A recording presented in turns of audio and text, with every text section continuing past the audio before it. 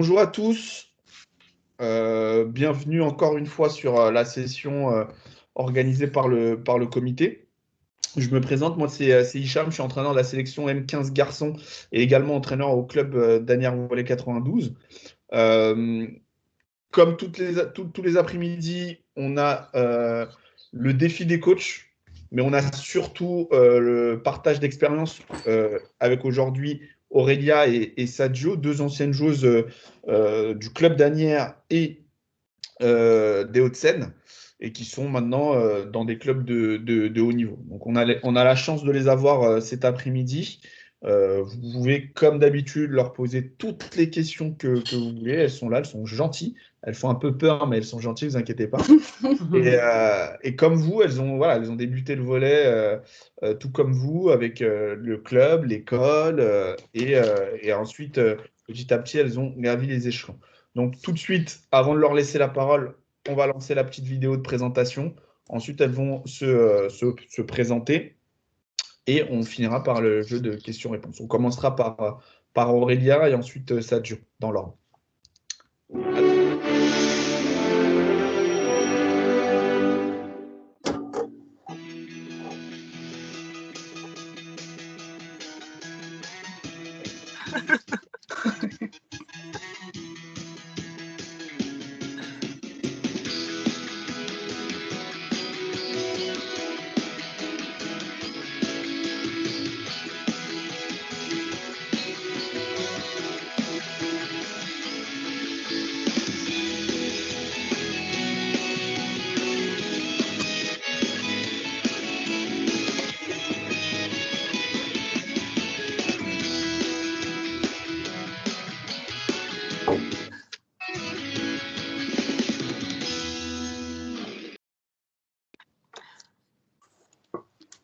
Voilà pour la petite présentation.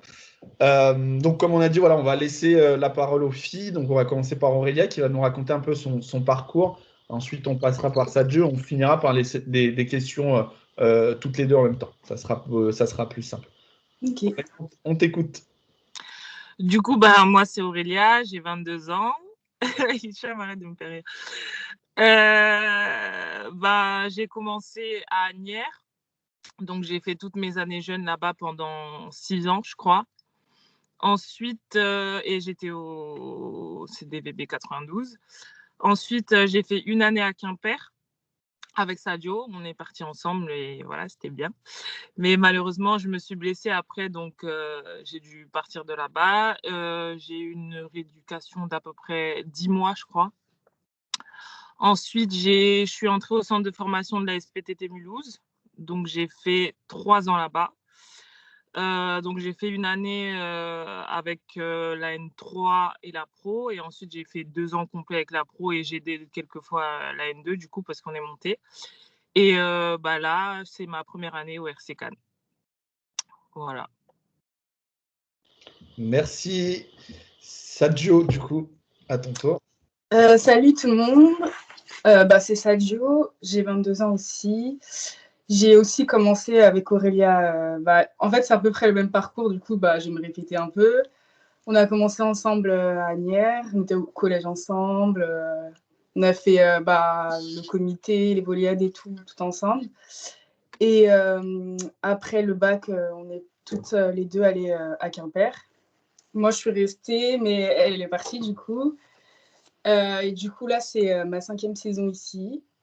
Et voilà. Super, merci beaucoup pour la présentation. Donc, je répète, n'hésitez pas si vous avez des questions, vous prenez la parole directement. On n'est pas beaucoup, donc ça sera beaucoup plus facile. Donc, on va commencer le jeu des questions par une question toute bête. Pourquoi le volley? Pourquoi le volley? De base, tu sais, quand tu es en primaire, tu fais un peu tous les sports le mercredi. Et moi, je me rappelle que le mercredi, c'était beaucoup le volley l'après-midi avec Julien. Je me rappelle Juliane, c'est Yann, le blond. Il y avait toi aussi, non, parfois? Et du coup, c'était vraiment histoire de s'amuser et tout. Et tu sais, en CM2, Moi, j'allais au collège, je m'en foutais de quel collège j'allais. Et on m'a dit que y avait du volley à Malraux et que ce serait cool d'y aller. J'avais Fanta aussi qui faisait du volley et du coup, je trouvais ça grave bien. Et au début, j'ai commencé vraiment pour m'amuser et au final, j'ai vraiment aimé. Après, je pense aussi avec le groupe de filles avec qui on était, du coup, franchement, le collège, c'était vraiment mes meilleures années et je regrette vraiment pas de continuer, vraiment. Alors moi, c'est une autre histoire. À la base, je faisais de la danse moderne jazz. Et donc, ma meilleure amie, c'était Imen. Et je l'accompagnais au volley. Et Hicham, je crois qu'il a vu que j'étais grande, etc. Donc, il s'est dit pourquoi pas. Je crois que tu m'as proposé, je ne sais plus exactement comment ça s'est passé, mais tu m'as proposé. Et donc, du coup, après aussi, je voulais être dans la même classe qu'Imen en 6e. Je ne sais pas ce qui s'est passé avec mon dossier. En 5e, c'est bon, j'ai été avec les filles, etc. Et après, de là, l'ambiance, elle était trop bien. On gagnait quasiment tout, donc c'était super. Alors, pour rétablir un petit peu la vérité sur les filles, Sadio, c'était un parcours assez naturel. Parce que je me souviens, elle est passée par toutes les classes avec le périscolaire qui est un peu les poussins. Ensuite, elle a intégré l'école de volley à l'époque, c'était la dernière année, il me semble. Ensuite, elle a gravi un peu les échelons. Pour Aurélia, c'est vrai que c'était lors d'un entraînement où on entraînait un peu les filles. J'avais les M13, donc leur catégorie à l'époque, et Aurélia qui accompagnait Imen, et à un moment donné, qui était assez timide, me demande si elle pouvait jouer avec un ballon au mur. Donc je dis bah oui, pas de souci. Donc elle jouait au ballon au mur, et je lui demande, je lui dis mais pourquoi tu t'entraînes pas? Elle me dit bah j'ose pas. Et donc du coup, c'est venu de là. Elle a fait un entraînement, 2 entraînements, et puis elle a accroché. Et on lui a donné le dossier d'inscription. Et elle s'est inscrite. C'est pas parce que tu étais grande, hein. Donc, donc, du coup, c'est venu un petit peu comme ça. Alors, sur vos parcours, vous avez beaucoup parlé des copines. Et même dans votre présentation, où on souligne vraiment que vous avez été copine. Donc, pour ceux qui ne le savent pas, vous étiez une génération où vous étiez, il me semble, 8-9 de copines au départ. Vous étiez assez nombreuses, de filles qui se connaissent depuis longtemps et qui ont commencé le volley, qui ont joué ensemble pendant très très longtemps. Est-ce que ça vous a permis justement, pendant vos années jeunes, de travailler correctement, d'avoir des résultats parce que justement vous étiez une bande de copines? Or qu'au contraire, si vous veniez à l'entraînement juste comme ça aurait été un petit peu différent. Je pense que oui. C'est sûr que quand tu es copine avec toute l'équipe, ça aide. Tu as envie de réussir avec elle. Tu peux même plus tu peux rester qu'avec elle. On se voyait tous les jours, la semaine à l'école et le week-end en match. Il y a des moments où on en avait marre, je pense, mais franchement, c'est sûr que ça aide largement quand tout le monde s'entend bien, qu'il y a pas, il y a des problèmes, ça c'est sûr, parce qu'on est des filles, mais et encore, je trouve ça va. Hein. Ouais. Il n'y avait pas. C'est pas des on gros faisait problèmes. que rigoler tout le temps. Je me rappelle, on avait fait une finale, en poule finale. Je crois Hicham, il m'avait laissé la chauffe. Je ne sais pas si tu te rappelles de ça. Et on s'est échauffé sur Matuidi Chao. Dehors? Ouais, je crois, ou dans aussi, une salle à côté, ou un truc comme ça. Ouais, tu vois. Franchement, c'était top. Moi, franchement, vraiment, je me souhaite ça à tout le monde parce que je pense que c'est l'une des choses qui nous a aidé à progresser et à avoir l'envie de gagner tout le temps, de performer et tout. D'accord. Aya, tu as une question. Cette question, elle est plutôt pour Aurélia. Qu'est-ce que vous avez fait pendant ces 10 ans quand vous êtes fait mal? Dis-moi. Dis-moi. Les 10 mois, alors, j'ai fait 1 mois où je suis restée chez moi. Donc, j'avais une infirmière qui venait me donner tout ce qui est médicaments, changer mes pansements. Et ensuite, j'avais un kiné aussi qui venait chez moi pendant 1 mois. Ensuite, j'ai fait 2 fois 3 semaines à Cap-Breton.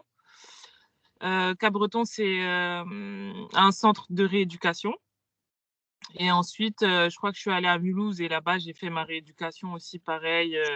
Je faisais du volley, enfin, je touchais un peu le ballon contre le mur, histoire de reprendre petit à petit et voilà.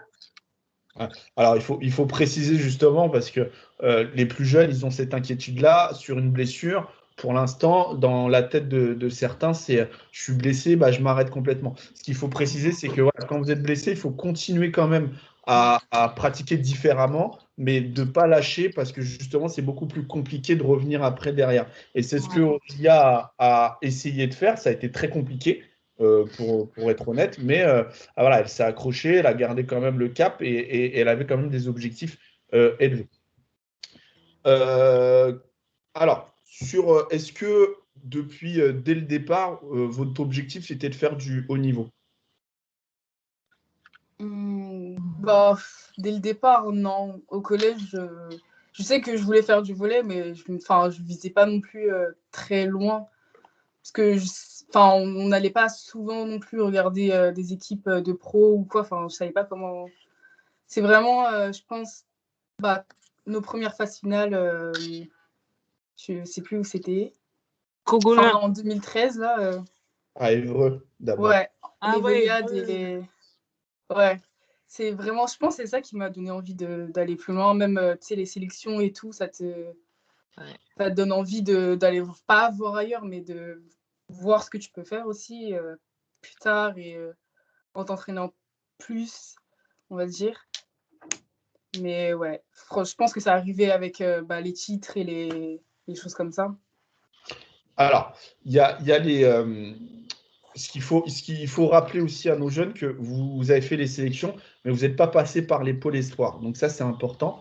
On y reviendra après, parce que je vois qu'il y a Jocelyne, qui est aussi une joueuse d'Anières, qui est présente, mais il faut aussi le préciser. Vous avez fait les sélections départementaux, régionaux, France, ça aussi, il faut le préciser, mais vous avez pas intégré le pôle, donc c'est aussi possible. Donc ça, il faut aussi le noter pour les joueuses et les joueurs qui vont nous écouter, parce que trop souvent, on met le pôle comme priorité et on a l'impression que le fait de ne pas être au pôle, on ne réussit pas. Ça, c'est vrai que le pôle, c'est quand même quelque chose d'assez important dans une carrière, mais on peut réussir aussi avec le travail, avec autre chose. Maintenant, je voulais vous demander, parce que vous avez parlé beaucoup des copines, mais les sélections, bah, il y a d'autres personnes. Est-ce que ça a été compliqué pour vous ou au contraire, c'était beaucoup plus facile de vous intégrer dans les sélections avec d'autres filles, d'autres méthodes, d'autres entraîneurs aussi? Est-ce que ça a été compliqué ou au contraire, beaucoup plus facile? Non, ça n'a pas été compliqué. Franchement, les filles, elles étaient aussi cool, etc. Enfin, il y a des filles jusqu'à aujourd'hui comme Assetou, ça fait partie de nos meilleures amies à l'heure d'aujourd'hui. Et il y en a peut-être 2-3 qu'on a ramenées à Agnières en plus. Et non, franchement, ça n'a pas été compliqué avec les coachs non plus. C'était Nicolas, c'est ça? Ouais, Nicolas, Non. en M15. Alors là, nous, on est sur la pratique un peu des stages départementaux. Qu'est-ce que vous pouvez nous dire sur ces stages? Est-ce que ça vous a permis de voir autre chose? Est-ce que c'est quelque chose que vous recommandez et qui a été un peu aussi une partie importante parce qu'il faut aussi le souligner que la sélection, c'est aussi un premier pas vers le haut niveau. Les sélections départementaux ou régionaux, hein. Alors, on ne parle pas de la sélection France, où on y reviendra tout à l'heure. Vas-y.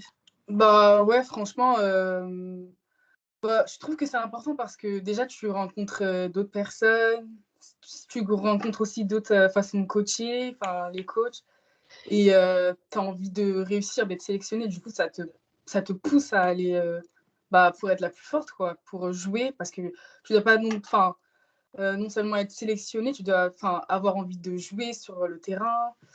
Tu veux être avec tes copines, quoi. Donc, c'est cool. Après, nous, l'avantage, c'est que souvent, on était au minimum 4 à être sélectionnés. Du coup, on était pratiquement l'équipe, la même équipe, quoi, au comité. Du coup, c'était vraiment cool. Mais je pense que vraiment, si tu as la chance d'y aller ou d'être sélectionné, bah, franchement, il faut foncer parce que c'est vraiment top. pour les rencontres et même pour plus tard, ça aide voir un aussi. autre style de jeu, quoi. D'accord. Alors, on va revenir un petit peu sur vous, votre personnalité. Moi, j'ai souvenir, quand vous étiez plus jeune, vous n'étiez pas les plus talentueuses, entre guillemets, parce que il y en avait qui avaient déjà cette facilité dans les gestes, dans l'exécution, etc.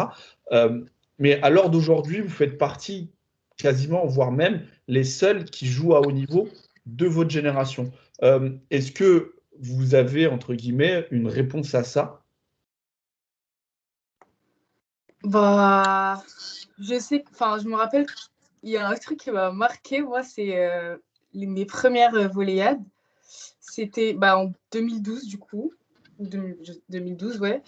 Tu sais, ils avaient fait le set les meilleures joueuses, là.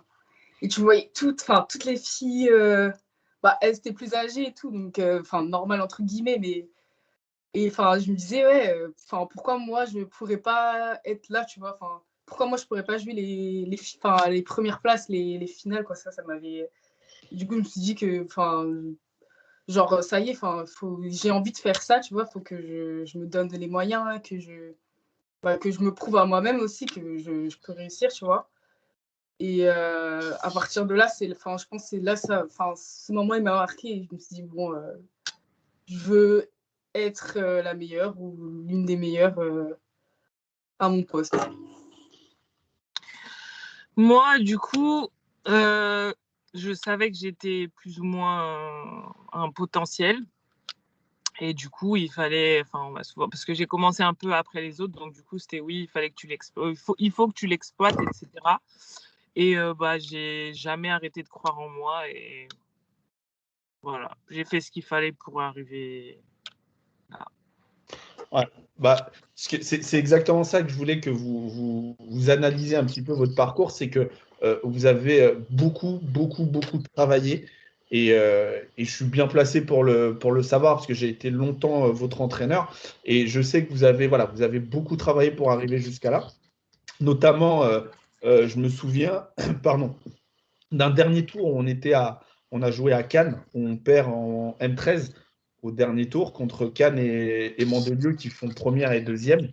Et c'était vraiment le tournant, entre guillemets, de votre apprentissage, puisqu'à partir de là, c'était quand même une expérience assez douloureuse, parce que perdre au dernier tour contre celles qui font championne de France et vice-championne de France, c'est jamais plaisant. Et je sais qu'à partir de là, vous n'avez raté aucune phase finale.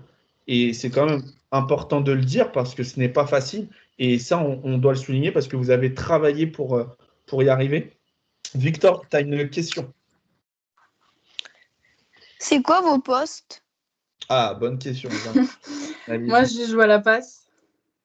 Et moi, je suis pointue. Merci. Alors, donc là, on a passé un petit peu le début de votre apprentissage. Ensuite, c'est vrai que vous êtes arrivé très tôt, vous avez connu très tôt le haut niveau. Alors, quand je parle du haut niveau, c'est des finales de championnat de France que vous avez gagné. Vous avez également fait des stages de DTN, des stages équipe de France, parce qu'il faut aussi le souligner, vous avez fait partie de l'équipe de France U17 et U20, il me semble. Ouais. Pas dire de bêtises. Donc voilà, une très belle génération d'ailleurs au passage.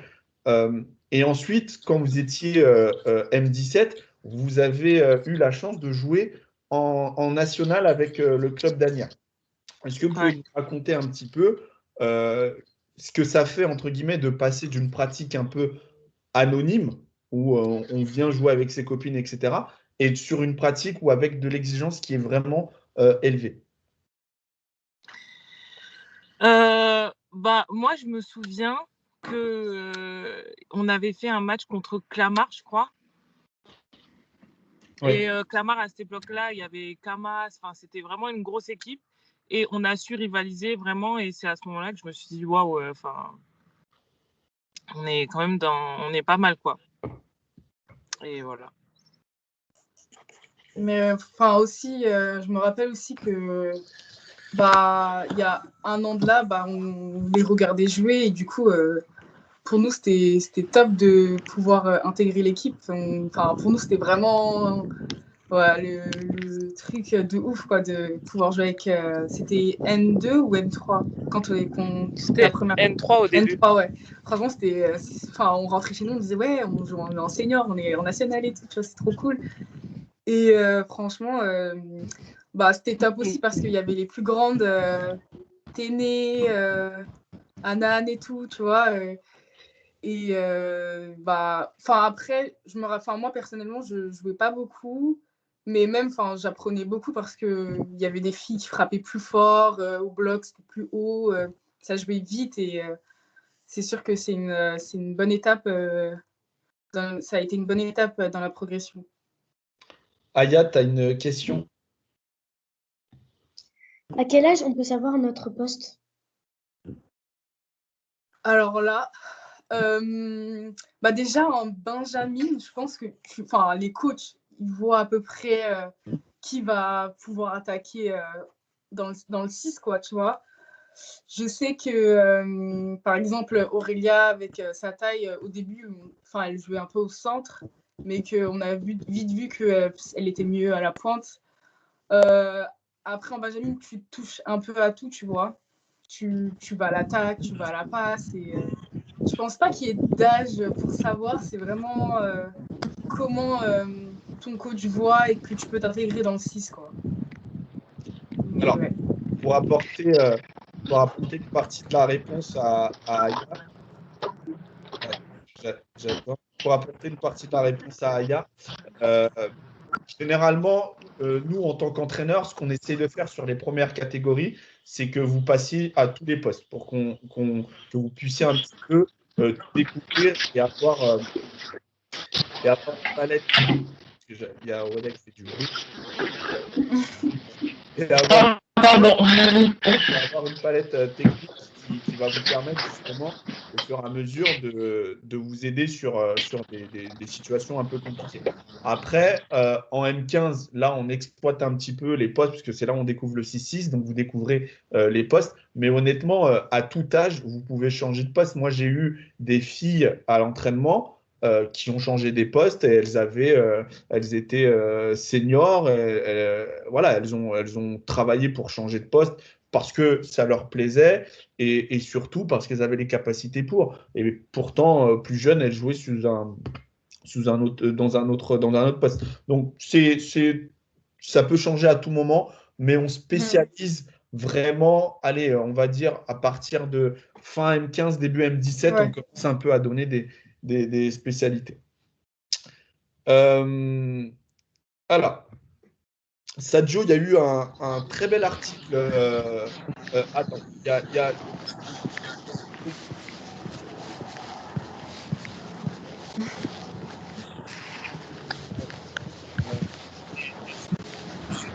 J'entends plus. Ouais, Aurélien, il y a... Ah ouais, Aurélien, lève ton son. Alors, comme je disais, on parlait de changement de poste. Il y a par exemple Lucille Giquel, qui est pointue de l'équipe de France, qui a commencé centrale et qui est devenue pointue après. Donc, on peut changer à tout moment. Ouais. C'est ça. Jocelyne, tu avais une question? Vous mesurez combien, s'il vous plaît? Ah, ça, c'est la question favorite de Jocelyne parce que qui met la taille pour pratiquer en haut niveau et pour elle, la taille est importante. Ah ouais? Moi, je fais 1m74. Moi, je fais 1,86 ou 7, un truc comme ça. Mais vous m'entendez pas? Si, mais en fait, il y a des... Enfin, il y a des... Ouais. Mais c'est pas... C'est vrai, c'est bizarre. Ah, mais là, c'est mieux. Là, c'est Ouais. Dac. Alors, est-ce que, justement, en parlant de taille, est-ce que vous avez senti qu'il y avait des difficultés dans votre pratique de volley avec la taille ou au contraire, vous avez connu ou vous connaissez des joueuses qui s'en sortent très bien malgré qu'elles soient petites et qu'il ne faut pas justement se focaliser là-dessus? Déjà, Tacone, elle était dans ma poule l'année dernière Et franchement, bah, elle fait quoi, 1m70 peut-être? Je m'en rappelle plus trop. Et franchement, elle se débrouille très très bien. Elle apporte partout, que ce soit à l'attaque, en réserve, ou même au bloc. Franchement, rien à dire. Et j'ai aussi des filles dans mon équipe qui jouent en 4 et qui sont, enfin, pas, on va dire pas très grandes pour leur poste, entre guillemets, et qui se débrouillent vraiment très très bien et qui n'ont pas de problème à péter le bloc d'en face pour gagner, quoi. Mais franchement, moi, je dirais pas que c'est un frein parce que tu peux toujours rapporter Ouais, dans un autre secteur, quoi. si tu travailles bien physiquement, il n'y a pas de problème. Tac. Alors, vous avez fait pas mal de volets parce que vous avez eu énormément d'heures d'entraînement depuis que vous êtes M13. Et la scolarité dans tout ça, est-ce que ça a une partie importante ou au contraire, vous avez dû faire un choix ou justement votre pratique a été obligatoire, entre guillemets, de la réussite scolaire? Bah, je pense que si tu peux continuer tes études avec, c'est mieux de le faire comme ça. On ne sait jamais, on peut se blesser à 28 ans, entre guillemets, et ne pas avoir d'études et tout, même pour la suite, pour plus tard, on va pas continuer de voler jusqu'à 50 ans, du coup, autant avoir un petit truc à côté et pouvoir continuer avec ça. Je pense que c'est la suite logique parce que personne continue de voler jusqu'à 50 ans. Du coup, il vaut mieux avoir des diplômes et voilà. C'est ce qui est bien avec le centre de formation. Du coup, le centre de formation, il vérifie que tu es obligé d'avoir des études en parallèle du volet. Tu as comme une tutrice ou un tuteur qui t'aide pour les études, pour tes examens. C'est parce qu'ils ont des comptes à rendre, du coup, à la direction. Et du coup, si tu peux aller dans un centre de formation, franchement, c'est le top pour allier volet et les études. D'accord. Alors, vous avez eu un parcours qui n'a pas été facile, parce que je sais que voilà, vous avez beaucoup travaillé, vous avez eu des saisons ultra compliquées aussi. Est-ce qu'à des moments, vous êtes dit que vous alliez arrêter le volley? Je pense il y a toujours des moments dans ta vie. Je pense que toutes les volleyeuses se sont déjà dit ça. Ouais, j'arrête, l'année prochaine, j'arrête. Ouais, tu vas être énervé à un entraînement ou à un match et tu vas te dire ça. Mais bon, c'est très bien que non, c'est juste sur le coup, tu es énervé et tu vas arrêter, quoi. C'est ça. Je pense aussi, il y a des moments, tu sais, il y a la période en janvier, février où c'est pas beau, t'es saoulé un peu, t'as envie de voir ta famille et du coup, tu te dis pourquoi je suis là, tu vois. Mais je pense que ça arrive à tout le monde, même les travailleurs normaux, entre guillemets, c'est pareil, tu vois. Il y a des journées, t'as pas envie de sortir de chez toi ou tu veux voir personne, tu veux parler à personne et c'est comme ça. On va dire que c'est des périodes. Et sur vos années jeunes, surtout de M15 jusqu'à à peu près M17 ou M20, vous étiez considéré comme une très très belle génération avec des gros potentiels où vous avez quasiment presque tout gagné. Et je me souviens aussi d'une année où vous avez fait championne de France avec aucun set perdu. Donc ça, il faut quand même le souligner parce que c'est pas évident. Est-ce que ça a été facile ou au contraire, vous aviez de la pression parce que vous étiez attendu systématiquement et comment vous avez fait pour, là je bascule sur une autre question, comment vous faites pour gérer la pression au quotidien en étant des joueuses de haut niveau? Je trouve que la pression, elle est différente. Parce, parce que quand on était plus jeune, il n'y avait pas la pression de ouais, faut qu'on gagne, sinon on va descendre, sinon on va perdre cette prime, sinon non, tu vois. C'était vraiment, on s'amusait vraiment et c'était, dans nos têtes, on vient, on gagne et on repart, tu vois. Et là, je trouve que c'est différent. C'est vraiment parce que tu as des comptes à rendre, entre guillemets. C'est ton travail, quoi. Tu peux pas. C'est comme si tu rates un dossier ou quoi à ton travail, tu vois. C'est performer et voilà, quoi. À l'époque, c'était 100% pour le plaisir, sauf que là, Ouais. c'est devenu un peu un travail, quoi. Ouais. Il y a le plaisir, hein, mais c'est Oui, il y a aussi toujours, travail. mais Ouais. c'est ça, il y a des comptes à rendre au président. À l'époque, le président, je le voyais à peine. Ouais. Là, il est là à tous les matchs. Tu perds un petit peu, il te regarde mal. Enfin, c'est... Oui, après, voilà, le milieu professionnel aussi est différent. Ouais. Ah, c'est dur, hein. Et justement, en parlant de milieu professionnel, on va passer étape par étape. Comme ça, on va voir le degré de demande. Lorsque vous étiez jeune et vous avez intégré l'équipe première du club à Asnières en National 3, je me souviens comme si c'était hier d'ailleurs, qu'est-ce que ça vous a fait les premiers entraînements? Ensuite, quand vous avez fait votre premier entraînement avec l'équipe de la sélection, et sélection départementaux ou régionaux, et ensuite, quand vous avez fait votre premier entraînement avec l'équipe de France, et enfin, quand vous avez fait votre premier entraînement en professionnel. Est-ce que vous pouvez nous raconter un peu comment vous avez ressenti, ce que vous avez ressenti à chaque étape? Tu commences? Franchement, je dis la vérité, je me rappelle plus parce que ça fait super longtemps, mais de nature, moi je suis stressée, du coup c'est sûr que j'étais stressée. Parce que déjà, avec la nationale, c'était des plus grandes, du coup je me disais il faut que je sois bien, sinon j'ai pas envie de faire de la merde devant elle, tu vois. Elles vont nous engueuler et tout. Hein? Qu'elles allaient nous engueuler et tout. Ouais, voilà, je pense que c'était plus ça, tu vois. Avec l'équipe de France, je me disais, ouais, je veux être stressée parce que je veux être bien, parce que j'ai pas envie qu'ils me reprennent plus. Et je pense avec les pros, stressée parce que je veux faire les entraînements avec elles et je veux pouvoir rentrer, tu vois, un jour sur le terrain, tu vois. Mais je pense que c'est que du stress, pour ma part en tout cas. Ouais, moi aussi c'est pareil.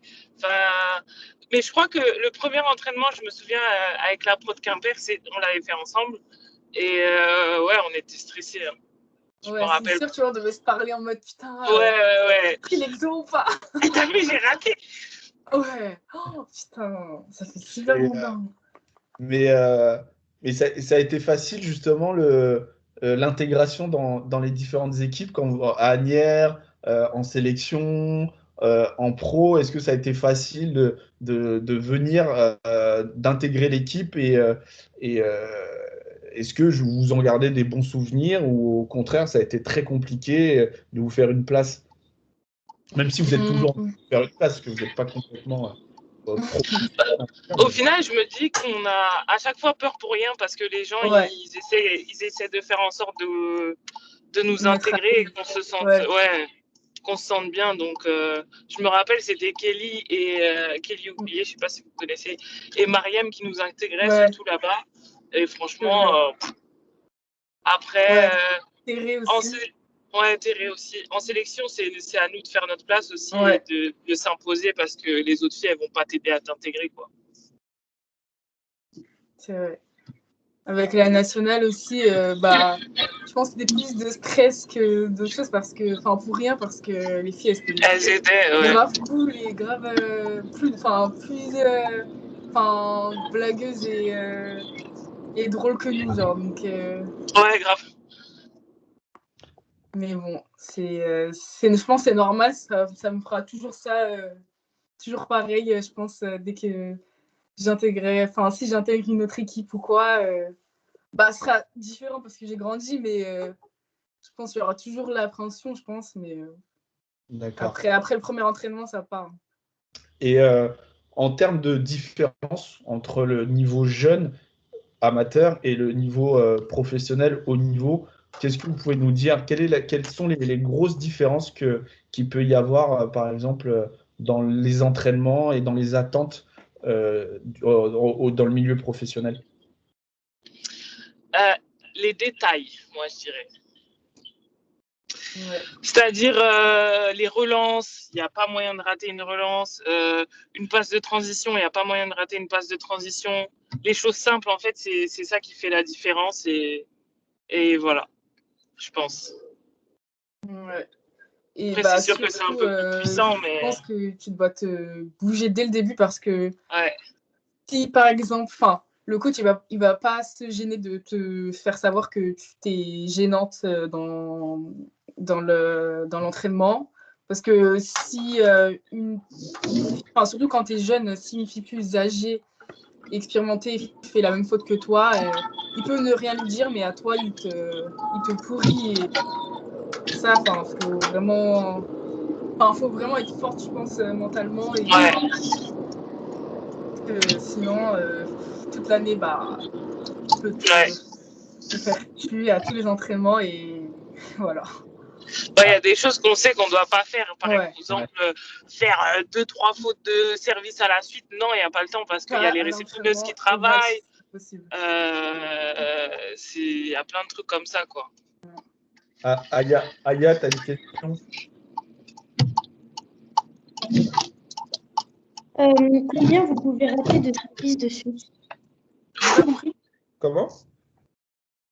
Combien vous pouvez rater de services de suite? 0. Zéro, ouais. Parce qu'il va pas crier sur la première personne qui a raté le service, il va crier sur celle qui a raté après. Du coup, vaut mieux pas rater des services. C'est mieux. Il va te dire, t'as pas vu que l'autre, elle a raté. Enfin, c'est pas possible, quoi. Et, après, vous avez été à bonne école, hein, parce que je me souviens, vous avez eu Tiburce Després à l'entraînement aussi, qui est très très pointueux sur la technique. Donc c'est là aussi, parce qu'on a eu d'autres personnes avant vous en interview et qui disent quasiment la même chose, où les entraînements techniques plus jeunes, que ce soit en sélection départementale, en club, servent maintenant parce que le fait d'être ultra exigeant, ça vous sert beaucoup après, quoi. Ça, c'est vrai. C'est vrai que du coup, la rigueur qu'on avait en plus jeune, même si c'était dur parce qu'on était jeunes et qu'on ne comprenait pas pourquoi on devait être aussi parfaite, entre guillemets, franchement, ça aide vraiment pour maintenant. Parce que même avant que j'arrive et qu'on me dise, ouais, tu peux pas rater après quelqu'un, pour moi, c'était logique, tu vois. C'était logique, ouais. Et du coup, franchement, c'est le top parce que dès le début, ça a été comme ça et du coup, c'est vraiment top. Alors, moi, j'ai une petite anecdote concernant Aurélia. C'est une petite question que je viens de recevoir. Est-ce que, je lis la question, est-ce que c'est vrai que lors de ton premier match de volley, tu as pleuré? Oh là là, Hicham! Qui t'a posé cette question? C'est pas toi. C'est lui-même. C'est sûr. Ah, mais je sais pas, moi, on me demande de poser cette question, donc. Oui, c'est vrai que j'ai pleuré lors de mon premier. Ouais, pour la petite C'était très émouvant. La petite histoire, c'est qu'Aurélia, elle était émue, donc elle rentre, elle fait sa première passe et elle pleure en plein match. Donc en fait, je lui demande pourquoi elle pleure, et en fait, c'est parce que juste qu'elle était émue de jouer son premier match de volleyball. Maintenant qu'elle joue à haut niveau à la télé, je ressortirai toujours ce petit dossier. Non, mais toi, est-ce que vous pouvez donner 2-3 conseils aux plus jeunes pour réussir Ah non, juste avant de poser cette question, j'avais une autre question. Quels sont vos objectifs là, maintenant? Est-ce que vous avez d'autres objectifs? Si oui, lesquels? Moi, personnellement, c'est de finir vite la rééducation pour le petit doigt, de rester en forme pour reprendre aussi. Et la montée aussi, ça serait vraiment top parce que l'année dernière, du coup, on a un peu raté, on va dire. Et pour l'instant, ça. Et moi, cette année, ce serait qu'on finisse 3e, là. On a des matchs très importants.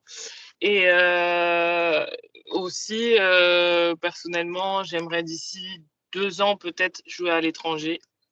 Et voilà. D'accord. Enfin, comme vous jouez dans des équipes de haut niveau, vous avez beaucoup d'étrangères. Est-ce que ça a été compliqué de communiquer avec elles ou au contraire, ça vous a forcé à apprendre l'anglais? Parce que plus jeune, vous n'étiez pas très forte en anglais, mais Ouais. est-ce que justement ça vous a aidé justement à travailler cette matière? Ouais, bah plus Ah, mais qu'à l'école, grave. en tout cas. Ça, Grave, c'est ouais. sûr. Vraiment, rien à voir avec ce qu'on apprend à l'école. Et c'est dommage parce que, enfin, quand tu parles avec des filles qui ont ton âge et qui ont appris l'anglais à l'école de leur pays, tu te dis, mais c'est impossible parce que nous, c'est même pas les trucs de base. Genre, Non. on n'apprend rien. Enfin, vraiment, enfin, j'étais choquée. Et ouais, franchement, bah, t'es obligé du coup et ça t'aide plus. Aujourd'hui, on est bilingue, hein. Ouais. Ouais. Non, pas bilingue, Bah, j'abuse, mais bah, franchement, moi, je comprends, mais après, parler, c'est sûr que c'est toujours plus difficile. c'est Mais plus compliqué, mais je comprends tout, comprendre, ouais. ouais. Est-ce que ça a été difficile de partir de la maison, d'aller justement dans une autre ville, dans un autre club? Quelle a été la chose la plus compliquée pour vous avant de franchir, avant de sauter dans le grand bain? En vrai, c'était compliqué, mais vu qu'on était à 2, Mm. je pense que c'était beaucoup Ouais, plus ça facile. allait. Enfin, Ouais, c'est sûr. c'était compliqué, mais voilà. C'est sûr que les autres filles, elles nous manquaient, notre famille, Mm. elle nous manquait, mais être à 2, franchement, c'est quelque chose qui Ouais, était. On a eu de la chance, en vrai. ouais, ouais. Après, il faut pas avoir peur de partir. Hein. C'est pas parce que nous, on est allés à deux Ouais, que. Mais sinon, bah, c'est sûr que ça aide. Hein. Ça, c'est sûr. ouais. Et bah, justement, maintenant, la question que je vous avais posée tout à l'heure, est-ce que vous avez des conseils à donner à nos jeunes? Si oui, lesquels? Bah, déjà, en premier, c'est bah, toujours vouloir faire mieux à l'entraînement. Même si c'est dur quand on est jeune de pas rigoler tout à l'entraînement avec ses copines. Il faut quand même réussir à travailler et allier les deux, tu vois, le plaisir et la rigueur, quoi. Et voilà, premier conseil. Et croyez en vous et ça va le faire.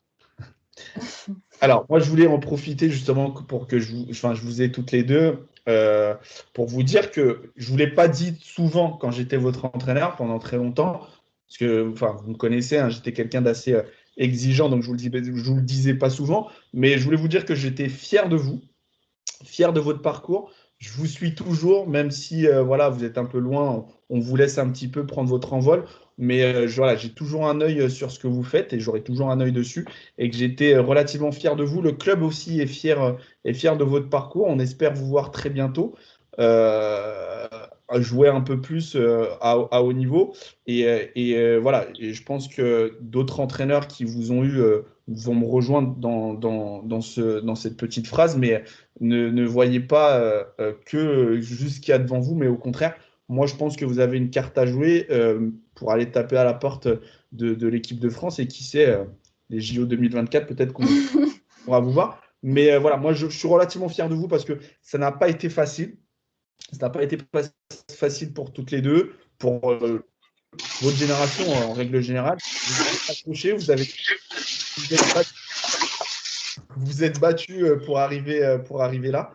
Et je pense que voilà, vous méritez amplement tout ce qui vous arrive. Donc profitez-en. Et puis j'espère vraiment, vraiment pour vous que vous allez atteindre vos objectifs et on va vous voir encore plus haut.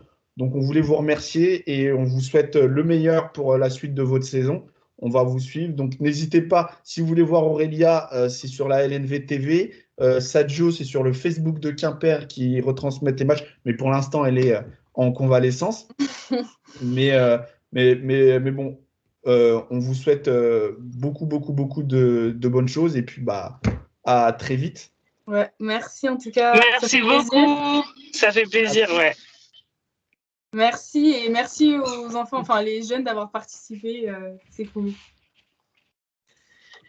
Au revoir les filles, à bientôt. Salut. Ciao.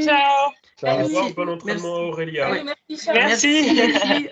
Ah, Merci les filles. Je voulais Salut. juste ajouter que c'est vraiment très sympa de vous avoir ici. et surtout que vous gardiez votre joie, votre vraiment bonne humeur, etc.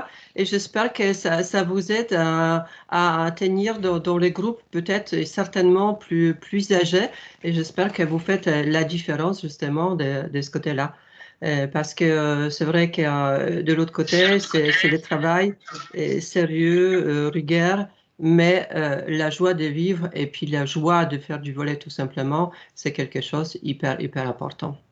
Bon, donc, bisous à vous deux et puis bon vent pour qu'on vous voit le plus loin possible. Merci. Au revoir les filles. Au revoir. Au revoir. Salut tout le monde. Salut. Alors, merci aux filles, c'était super sympa de leur présence. Donc vous avez vu le parcours d'expérience. Donc pour revenir rapidement sur l'intégralité des jeunes qu'on a eu depuis lundi, c'est la même chose, hein, exigence, travail et surtout croire en ses rêves et croire en soi, puisque on ne sait jamais ce que demain est fait. Et puis il faut venir vraiment à l'entraînement avec l'esprit de venir s'entraîner et donner le meilleur de soi-même. Et puis après, les récompenses, elles viennent après.